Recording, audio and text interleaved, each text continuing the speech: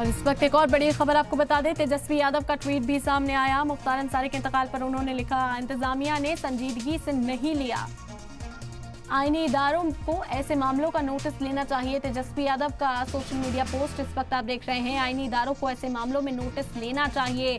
मुख्तार अंसारी की सेहत को लेकर तेजस्वी यादव भी सवाल खड़े करते हुए नजर आए कि इंतजामिया ने संजीदगी से नहीं लिया। मुख्तार अंसारी के इंतकाल पर तेजस्वी यादव का एक ट्वीट, इंतजामिया ने इस मामले को संजीदगी से नहीं लिया है और अब आईनी इदारों को ऐसे मामले में नोटिस लेना चाहिए। तेजस्वी यादव ने सोशल मीडिया के जरिए सवाल उठाया। कांग्रेस की ओर से भी सवाल उठाया गया कि मुख्तार अंसारी के इंतकाल आखिर कैसे हुआ है, क्या इंतजामिया की ओर से नोटिस नहीं लिया गया। और अब आईनी इदारों को इस हवाले से नोटिस लेने की बात की जा रही है। जांच की मांग मुसलसल की जा रही है कि अब कोर्ट के जरिए इस मामले में मुदाखलत की जानी चाहिए और मुख्तार अंसारी की मौत आखिर कैसे हुई, कहां पर लापरवाही बरती गई, क्या उनकी तबीयत जब ठीक नहीं थी तो उन्हें जेल में शिफ्ट क्यों किया गया।